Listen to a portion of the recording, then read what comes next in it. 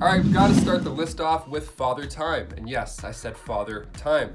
No better gentleman to start off with. So he made his first appearance in Blonde Phantom Comics issue 22. He was referred to as the Dispatcher of Destiny. Cool nickname. And he even went hand to hand with Captain America at some point as well. And at one point, he even scrapped Captain America. I would love to see Father Time fight Captain America also. I'd pay like $60 easy to watch that movie. He was the protector of time, so his job was to commemorate significant events. And his way of doing that was by making a nice little collection of legendary people and then grabbing them and putting them into another dimension for their safety. What a weird way to do things. Yeah, he tried to kidnap Captain America in order for him to be a legend. Like, you're doing great. He did similar things for other legendary Americans too, like John Henry and Uncle Sam. And of course, Father Time is immortal. And before we go on to some other wacky characters you may not have known about, if you guys could go ahead and give us a thumbs up on our channel because it really helps us out quite a bit. You guys are the best. Thank you so much for watching and supporting. Now back to this weird list. Number 9, Howard the Duck. He was there in the final battle against Thanos in Avengers Endgame in a blink and you'll miss it cameo. But who is this guy? Like, for real. He's on Earth now, we gotta ask some questions. Is he in the MCU? Is he gonna stay? What's going on? He was actually the first ever live-action Marvel hero when his first solo adventure came out back in 1986 with Michael J. Fox. He made his first named appearance in Man-Thing issue 1. He was hatched on Duckworld, obviously, and it resembles Earth quite a bit, except for the whole, ducks who speak English part. That's the minor difference. He lived in New Stork, again, obviously, and he was the son of Ronald and Henrietta. And as a kid, he knew he was smart, but these bullies kept getting involved and they kept pushing him down. Damn bullies. Then Thog, the Nether Spawn, used his magic and caused the interdimensional cosmic axis to shift. And then he was sent to our world in the middle of Florida, of all places. I feel like if that Florida headline came out, people wouldn't be too shocked. They're like, Howard the Duck? What month is it? We wouldn't be shocked at this point, that's all I'm saying. 2021, bring on Howard. Number 8, 3D Man. Okay, for this next one, make sure to put on our 3D glasses. Ho, it's gonna get trippy and also pretty weird. Meet Charles Chandler. He made his grand entrance in the world of Marvel Comics back in 1977 in Marvel Premiere issue 35. Honestly, this guy could drop a live action movie tomorrow and I still wouldn't see it in 3D. No chance. Even if James Cameron did it and had like every great actor, I'd be like, no, it hurts my eyes. It hurts my eyes, I'm sorry. You hurt my eyes, 3D man. I don't like you. So he's an American test pilot who got his powers from radiation after an explosion while escaping Skrulls. His image was imprinted onto his brother's glasses because of the explosion. So now when his brother Hal focuses, Charles can come back as this 3D man. Honestly, I hope we see this movie soon. I feel like John Hamm would kill it, like unironically. He would show up and do it. Everyone would give him shit online, and then it would make like $7 billion. Number 7, Squirrel Girl. Doreen Aline Green, awesome name. She made her first appearance in Marvel Superheroes Volume 2, Issue 8, and she began a hero after suffering a modification in her genes that granted her squirrel-like abilities. So she thought she was a mutant for sure. Like, she thought that was the case for a while, because, the whole tail and all. But then when she turned 10, she realized she can talk to squirrels. I mean, sure, that's kind of weird, and maybe it's enough weird to get her on this list, but she's pretty awesome. Like, on her first adventure, she saved Tony Stark. She's great. And it was actually speculated too that her and Wolverine were a thing at one point. Because in Wolverine issue 8, Emma Frost had entered Wolverine's mind and literally found a room called Sexual Fantasies. Emma says, I know I'm gonna regret this, and maybe she was right, because when she opens the door, she sees a Squirrel Girl standing there in this Sexual Fantasies room. So there's clearly some history there, or there's about to be some history there. Number 6, Throg. The Frog of Thunder, ladies and gentlemen, of course, they're in this list. Simon Walterson made his comic book debut back in Lockjaw and the Pet Avengers issue 1. And this version is quite noteworthy, okay? So he started off the usual way a Frog of Thunder starts, a college football star at Mississippi State University. After being drafted, a knee injury left him unable to play anymore, and as if things couldn't get worse, he lost his wife, and after battling depression, decided to take his pain to a witch to connect to the afterlife. Super relatable, we've all been there. So he was able to communicate with his wife, and then he wasn't able to pay this witch after he was done. Dine and dash on a witch. Buddy, good game. So now this very upset witch, who has to pay her phone bills and doesn't have any moolah to do so, decides to get a little payback and turns Simon into a frog. Yep, he was soon given the name Puddle Gulp after meeting the other frogs of New York. The other frogs of New York is what I said, yep, absolutely. And then he comes across a small piece of Mjolnir, and then there you have it. The Frog of Thunder has risen. And if you haven't seen any of Throg, you gotta check it out, because it's quite riveting. Riveting. Number 5, Spider-Ham. This next one is quite weird, but now it's actually quite popular since John Mulaney voiced this weird alternate Spider-Man on the big screen. So this Earth 8311 version of the web-slinger is of course named Peter Porker. And he made his first debut in Marvel Tales, like Tales, starring Peter Porker, the Spectacular Spider-Ham 1, back in November 1983. So we have Peter Porker, the pig, photographer, crime fighter, all that jazz that we love. Sweet. And the villain in this issue is actually none other than Dr. Doom.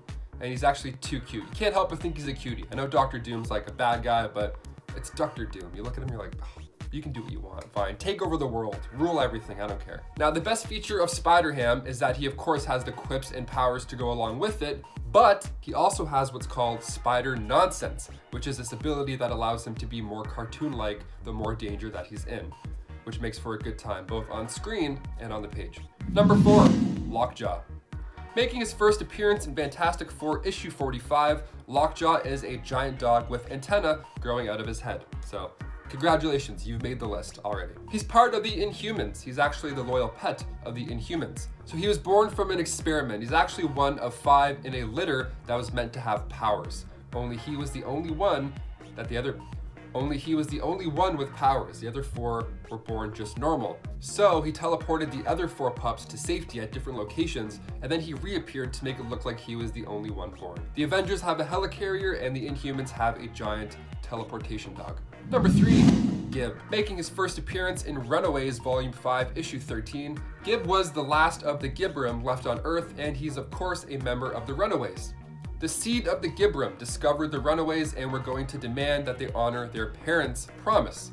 The seed of the Gibram discovered the Runaways and were going to demand that they honor their parents' promise, which was to inherit the Earth, empowered by the billions of sacrificed souls. Okay. Thankfully, the Runaways prevented that from happening, and they trapped the Gibram in limbo. So Gib was tasked to stay with the Runaways and guard them for about a week or so. So during this time with the Runaways, Gib started to like the new company. He saw their kindness and compassion, and then when Rim and Bo returned, Gib tried to convince them to forego the Right of Thunder. See, Gib's got our backs. All the while, Gert was preparing to send them 999 years into the future. So the Runaways welcomed Gib with open arms, and they even helped him find an alternate meal plan, rather than feasting on sacrificed souls and all. Have you heard of Subway? I don't know, just a suggestion. His appearance is pretty weird and fun, and his powers include enhanced strength and shapeshifting. Yeah, Gib matches the appearance of the people surrounding him, and apparently his true form would cause your eyes to bleed. So if you're gonna play Marco Polo with Gib, don't peek, because your eyes will not hurt from the chlorine, but they'll also be disintegrated, apparently. So if you're playing Marco Polo with Gib, don't peek, or the chlorine won't be the only thing hurting your eyes after. Number 2, Beta Ray Bill. This dude is coming to the MCU. We think. It's been teased numerous times now, but who exactly is Beta Ray Bill? The Marvel Comics universe is home to the Corbinites, and amongst them is the powerful Beta Ray Bill. Making his first appearance back in 1983 in Thor issue 337, this version of Thor is recognized widely by his hammer, in that it's actually Stormbreaker, which we finally see in Infinity War for the first time. So Beta Ray Bill was actually the first character to lift Mjolnir besides Thor or Odin. He's a pretty big deal. Odin actually made Thor and Beta Ray Bill fight, and after Beta Ray Bill won, he refused to kill Thor, questioning Odin and the rules of the hammer in the meantime. Okay, cool. He's a cool guy. He breaks his system. Okay. He then asked if he can use his hammer later on in life, after he's gained wisdom and all that nice stuff. So Odin decides, you know what, I'm just gonna give you your own hammer, and then he gave him Stormbreaker. Bones of a Corbinite were teased in Guardians of the Galaxy, and then his face, we think, was seen in Thor Ragnarok, so hopefully we're finally getting this guy in action in the MCU soon. And finally, number 1, the weirdest of them all, Hindsight Lad. Carlton Lefroy made his comic book debut in New Warriors Annual Issue 3 back in 1993. He's a computer genius, expert strategist, amateur machinesmith, accomplished researcher, trivia enthusiast, a gifted gamer, all with no powers at all. And under weaknesses, it just says Carlton requires corrective lenses. Like, okay, great. Superman's weakness, kryptonite. Hindsight lad? Oof, well, with the wrong prescription, he gets headaches. So here's how he became a superhero in the Marvel Universe. Carlton figured out that his neighbor, Robbie, was secretly the superhero Speedball. So this dude threatened to tell everybody unless he was allowed to join the New Warriors. Yeah, just like that. So meet Hindsight Lad. I wish this guy was in the MCU. I mean, I would love to see him and his helmet just get rocked by Thanos. He's like, excuse me, sir, you can't take the stones, because technically if you do, then bye, see ya. He looks like a guy who's always worried about feeding the meter. He's like, I gotta go, what time is it? Number 10, Angela. Angela is just confusing when it comes to her history. She was basically retconned into being Thor's sister, but originally was not even part of the Marvel world and was a character from Spawn. Neil Gaiman and Todd McFarlane both created her together, but the two ended up in a legal battle over the rights to the character, which Gaiman won. Neil Gaiman then sold her rights to Marvel. Angela is a half-angel who it later turned out was Thor's half-sister, but who had not known of her true heritage, nor had her parents Odin and Freya known of her survival, believing that she died as a baby. In honor of Neil Gaiman, Marvel also had an alternate version of her become the main character of a follow-up Secret Wars 1602 Angela the Witch Hunter, which makes sense considering that Neil Gaiman himself made the 1602 reality. Number 9. Groot.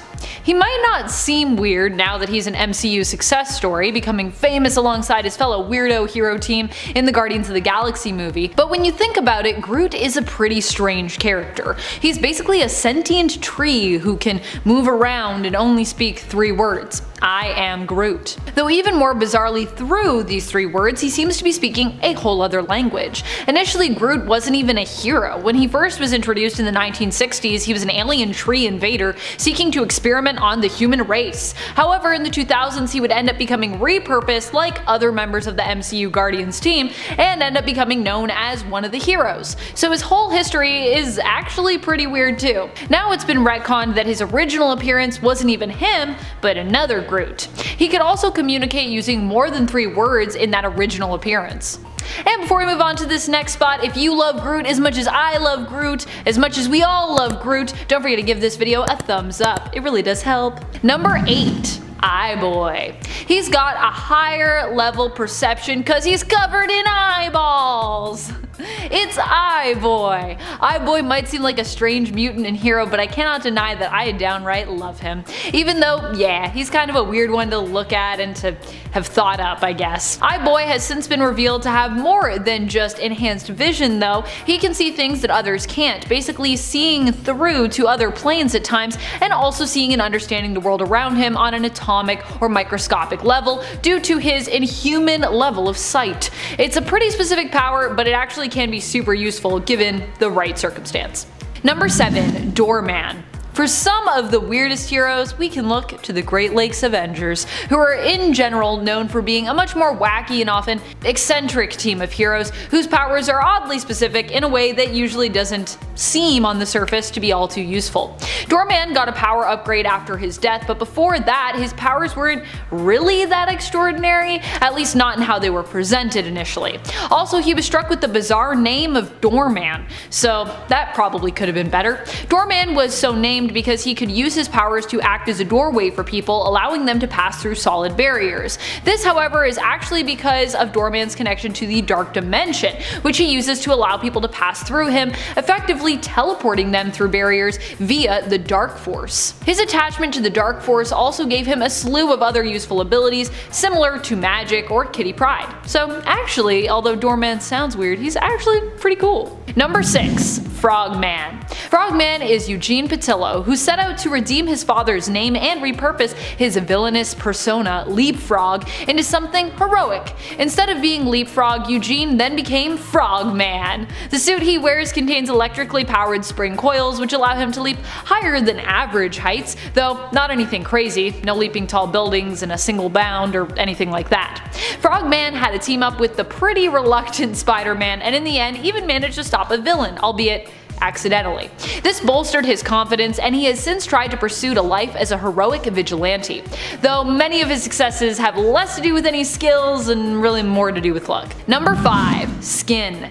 Skin is part of the Gen X mutants. I know what you're thinking, Amanda, another mutant on this list? Why all the mutants? Well, what can I say? We have a lot of mutant heroes, and a lot of mutants tend to get some of the weirdest powers out there. Also, I just like weird mutants, so I have a lot of weird knowledge about them. It's just how it goes. Skin's power is that he can stretch his skin. He basically has a few feet of extra skin which he can manipulate as need be, giving him some minor shapeshifting abilities as well as enhanced durability. Other than being a little gross, the weird thing about Skin is that his powers don't allow him to stretch his body in general, only his epidermis. His skin is affected when it comes to his powers. His skin also tends to be presented as remaining loose after stretching, so it might stretch well, but it doesn't necessarily have the elasticity, the bounce back that you normally expect when you're talking about skin having, good stretch. Just usually you're like, skin stretchy, and then it like goes back. No, not in this case. It's unfortunate, I think. But oh well, he's accepted it. I like that. There's also a fun story where Skin actually learned how to like make himself look normal, but it just takes so much energy. He's like, dude, I'm just gonna be like this and it's fine. Which I love. Just love yourself. That's what it's all about. Number 4. Maggot. Maggot is one of the weirdest mutants out there, although strangely enough, he isn't weird because he's not powerful. He actually can be pretty powerful. He's got power, but from a bizarre source. Maggot has 2 sentient maggots who live inside his digestive tract named Eenie and Meanie, but who can painfully leave his body via his stomach in order to go eat pretty much anything in our world, and after doing so and returning to Maggot's stomach, pass on this nourishment and energy to him, enhancing his strength and his durability. His maggots can also potentially be used like kind of weird attack dogs, where Maggot could, in theory, threaten to devour those who get in his way, although it wouldn't be very heroic of him to do so, of course. I can't help it. Every time I'm thinking of powers, I'm like, what is the villainous way that you could use this which would be so good? That's where my mind goes. Number 3. The Almighty Dollar. The Almighty Dollar is J. Pennington Pennypacker, a minor superhero who appears alongside his fellow heroes on the team, the Happy Campers. They likely get their name from the fact that they all received their powers while attending what Pennypacker thought was a self-esteem camp, but was actually a front for scientists looking to experiment with a device that would grant those exposed to it superpowers. Pennypacker gained the ability to fire pennies from his wrists, which wouldn't be very useful today in Canada, where pennies we don't even make them even anymore, and we all round up our cents. But it was good enough to help him and his fellow campmates rise up and escape their captors, so guess it's not that bad. Number 2. Dupe. Unsurprisingly, yes, a lot of our weird heroes are going to come from the mutant side of things and the X-Men team. Although I don't know if it's ever actually been cemented exactly really what Dupe is at all, never mind if he's truly a mutant. Dupe has to be one of the weirdest characters of all time, especially when it comes to his storylines. Dupe is also weirdly romantic for a floating green alien language speaking creature that was possibly created by the government as a result of an experiment. Why is he on the X-Men again? Yet also, despite this origins, he somehow has a mother. Dupe has been seen having romantic relationships with other characters like Warbird, and even at one point proposed to Kitty Pryde. Kitty did not marry him, just so you know. Number 1. Phone Ranger. The Phone Ranger is about as weird as he sounds. Armed with alien space tech that can tap into any communication technology, A.G. Bell, the phone repairman, decided to become a superhero. While he may be a ridiculous looking product of the 1980s, Phone Ranger actually also comes equipped with a bunch of communications technology, which also allows him to utilize and integrate with any other comms tech that he comes across. Basically, he's like a spokesperson for phone tapping, trying to make the whole idea of it seem more heroic. Needless to say, Phone Ranger has only been featured in a few issues of Marvel Comics overall, and hasn't been seen since the first superhero Civil War, and I don't think we'll be seeing him anytime soon. But maybe, I don't know. Who wants to write a Phone Ranger series out there? Any writers interested in that? Number 10. What if Jane Foster had found the Hammer of Thor? This one isn't so strange for the premise, but it's more bizarre because of where the premise took us in the end. This is a story we've also seen adapted to the main continuity, though fortunately it does not quite share this same ending, which I'm pretty happy about, to be honest. Jane ends up finding the Hammer of Thor and becoming the goddess of storms, taking up the mantle Thordis. Lady Sif, missing Thor, ends up finding and falling in love with Donald Blake, who is later revealed, of course, to be the true Thor when Odin asks Thordis to return his hammer to him. As thanks for her service, however, Odin makes Jane a goddess. However, as Jane was in love with Donald, who is now Thor and is in love with Lady Sif, her heart is broken, and she asks to be returned to her mortal self because of this. But Odin has a better solution and proposes to Jane, who agrees, to marry him, and then they all live happily ever after. With Jane finding that those very qualities she both admired and loved in the mortal Don Blake are also to be found in the father of immortal Thor. My goodness. That's a very strange ending to that story. How about instead of being with my son, you be with me, his father, haha. Okay, Odin, what? I feel like I like it better when Odin just doesn't really like Jane. I think that works more. Is that weird? Number 9. What if the Avengers were the last superheroes on Earth? This story allows us to imagine what the world would be like if all the superpowered beings on Earth were defeated by the Avengers. At the behest of the Scarlet Centurion, the Avengers attempt to eradicate all superpowered beings, including themselves. In the end, after all threats have been defeated, they decide to disband, being the last ones with powers, in order to usher in an era of peace on Earth. They all go off to live their own normal-ish lives. Thor returns to Asgard, Tony returns to being a billionaire playboy in Las Vegas, only to realize that it doesn't really bring him any joy and actually considers entering into politics. And Janet Van Dyne and Hank Pym actually seem to find quite a bit of happiness, going off and getting married and focusing on their time with one another, which is kind of sweet. I guess if they weren't superheroes it would work out pretty well for them. Scarlet Centurion does return to threaten Earth and forces the Avengers to come together one more time, but after defeating him, they once again go their separate ways back into retirement. And they also kind of question, like, if being a superhero is actually a bad thing, because does it create more problems than it solves? Just a quick reminder, if you love these what if lists, I personally love bringing them to you because these stories are amazing. Be sure to show us that love by giving this video a thumbs up, sharing, commenting, subscribing, all the things. Number 8. What if the Gamma Bomb spawned 1,000 Hulks? This story comes to us from volume 2 of the What If series that started back in 1989. In issue 71, we get to imagine a reality where instead of just one Hulk, or the members of the Hulk family plus Hulk, we had 1,000 of them, which I would say is ultimately too many Hulks. In this story, it was the bombing on Hiroshima that resulted in these thousands of Hulks coming into existence, survivors of the attack that were basically mutated, so they became Hulks.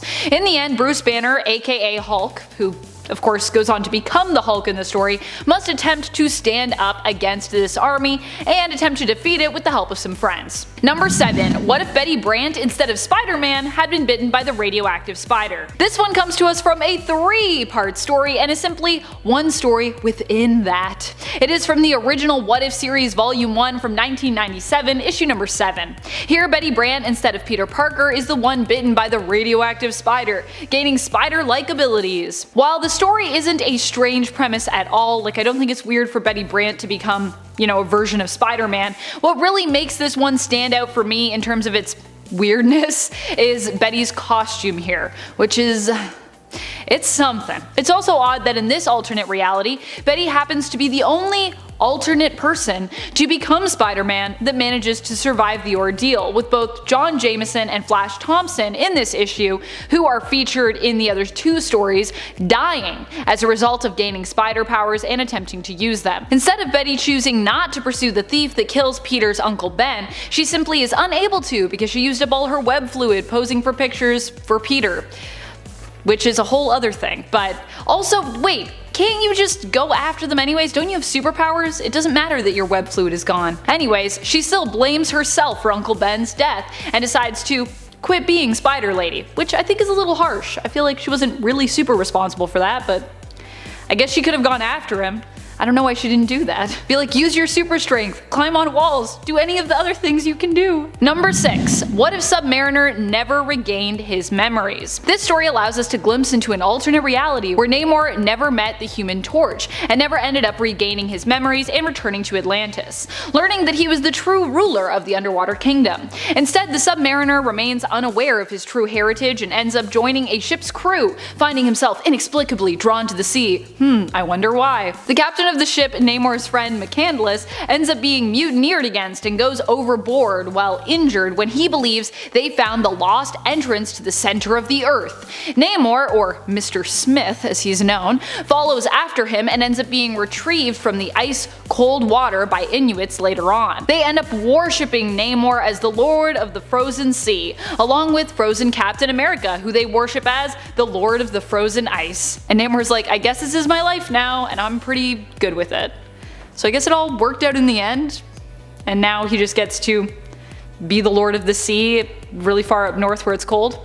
Cool, I guess? Number 5. What if Iron Man was trapped in the time of King Arthur? While all of these stories are based on things that actually did happen, this is also based on something that did happen, so if you think it sounds weird because it's just so random, that is a thing that actually happened, where Iron Man and Doctor Doom in main continuity traveled back to the time of Arthurian legend. However, rather than getting back home in this version while Doom manages to leave, he leaves Iron Man trapped in the past. Oh no! A weird turn of events ends up leaving Tony Stark as the ruler and king of England following the death of his friend King Arthur. Tony actually proves to be a great king and lives out his days there in the past just as an accomplished and celebrated ruler. I actually wonder what effect that would have had on the present, because I feel like everything would be very different if Tony Stark were the king of England. This all goes down in issue 33 of the 1997 What If series, so you can check that out if you want. Number 4. What if the Fantastic Four had different superpowers? One of them is just being a giant brain.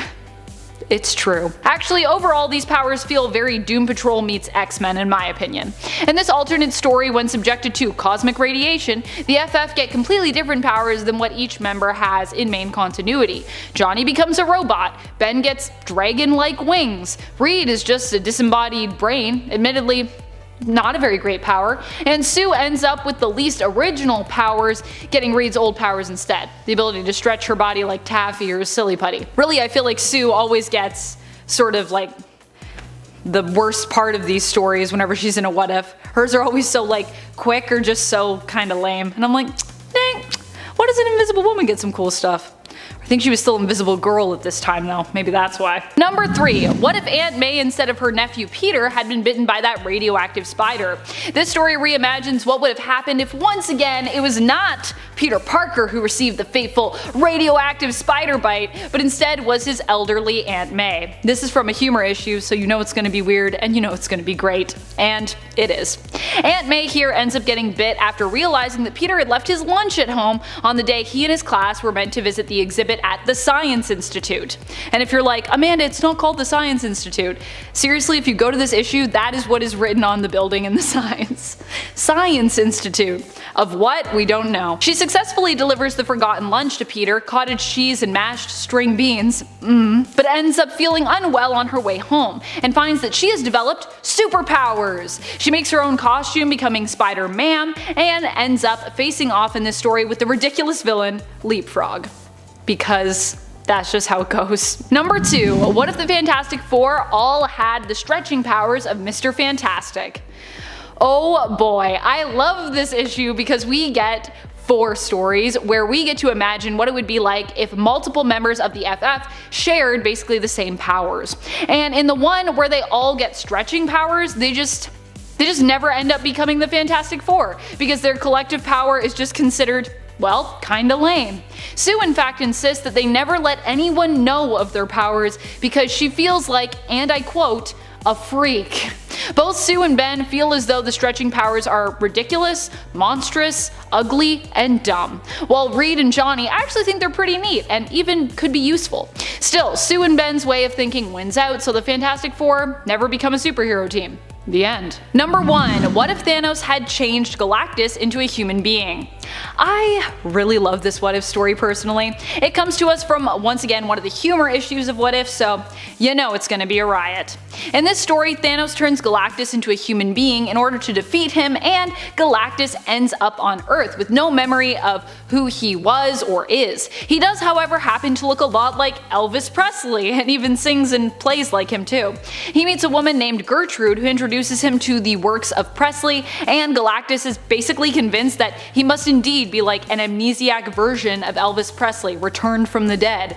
He goes on to have a successful music career, and when his memories are later restored by Adam Warlock, who also offers to return his power to him, he actually decides instead to stay on Earth and live out his life here as Elvis with Gertrude and her son Toby. Which, I mean, fair enough, that sounds like a pretty good life. Number 10. Secret Agent Matt. What if Daredevil never became Daredevil at all, but instead Matt Murdock became an agent of S.H.I.E.L.D.? That's the story told in this What If issue we get from Volume 1 of the series in issue 28. Here we get to see an alternate reality where Daredevil never even became Daredevil.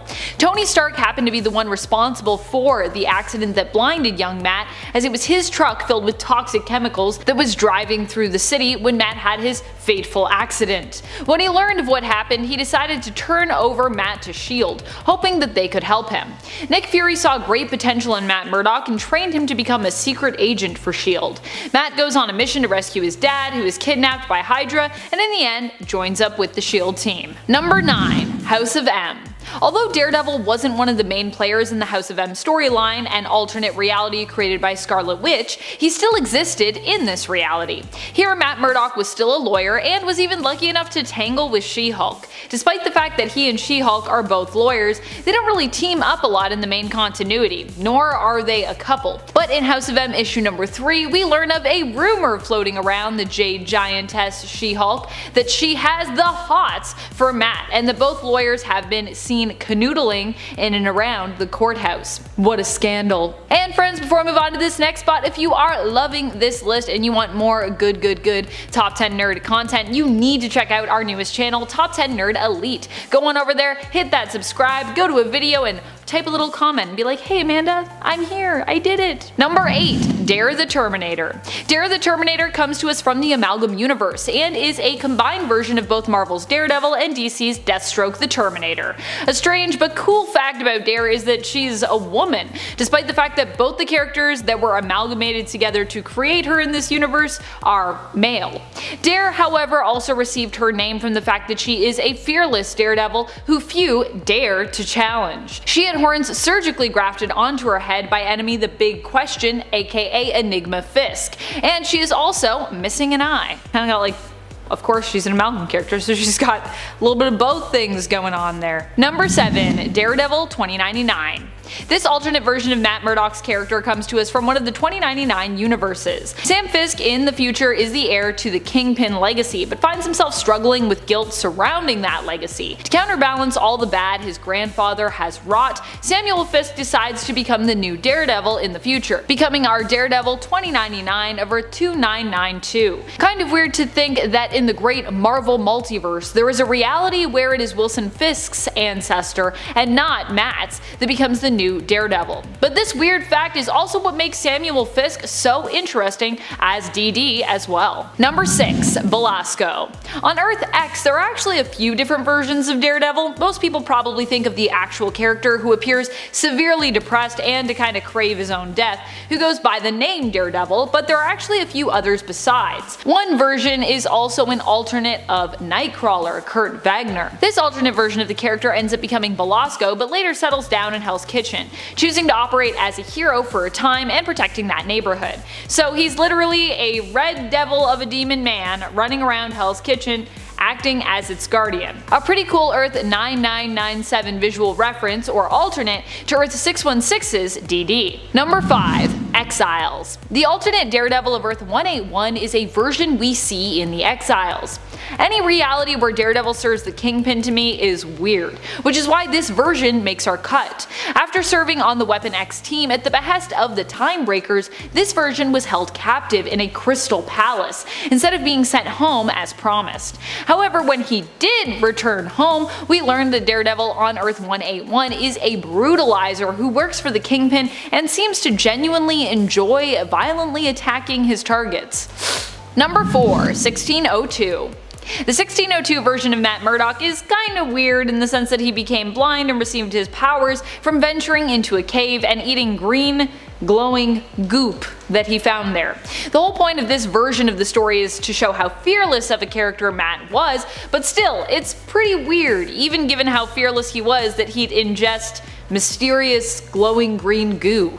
That sounds like it could be slightly crossing the line from fearless to just plain stupid territory. Of course, sometimes those two traits do go hand in hand, so fair, I guess. Needless to say, it all worked out in the end, as that is where 1602's Matthew Murdock, also known as Sir Devil or the Bard, got his powers from. Oh yes, instead of living in his civilian life as a lawyer, Matthew here poses as a blind balladeer, a singer, but in secret operates as an expensive adventurer for hire or a bodyguard. Number 3. Kingpin. Never mind a reality where Daredevil works for Kingpin, how about a reality where Matt Murdock never becomes Daredevil and instead becomes a deadly assassin working for the Hand, who eventually rises in their ranks and, seeking more power, works for Kingpin, eventually taking the title for himself as he builds his own crime syndicate. That is exactly what happens on Earth 65, where Matt Murdock is more criminal than anything. He started out down the path of a hero, but after Stick, who took him under his wing, was killed, he fell into the hands, or hand really, of the Hand. This set him down a dark path towards villainy as he became more and more obsessed with power. Number 2. Earth 666. On Earth 666, Daredevil is a literal devil who dares to join the other undead heroes to assemble as the Avengers of the Undead. We don't know much about this alternate version as he's only made an appearance in a few issues, but we can assume his abilities are similar to his 616 counterpart, with one of the major differences from 616 DD being that he actually appears to be a real Red Devil with giant horns coming out of his head. You can catch this alternate version of the hero in the 2010 Secret Avengers series in issues 33 to 36. Number 1. Daredevil. He's a deer devil. Daredevil was only briefly mentioned by Peter Porker and hails from his reality of Earth 25. What's so strange about this alternate version of Matt? You guessed it, he's a deer, hence the name Daredevil. Daredevil's civilian name here is actually also different from the 616 counterpart, and it is Bat Burdock, and he made his first appearance in the Spider-Ham 25th anniversary special from June of 2010. Daredevil was one of the heroes who Peter Porker got to know along the way as he transitioned from just being a regular young pig to the hero Spider-Ham. As Peter Porker reminisces on his past, we see Daredevil's head among the other characters that Spider-Ham has encountered within his past.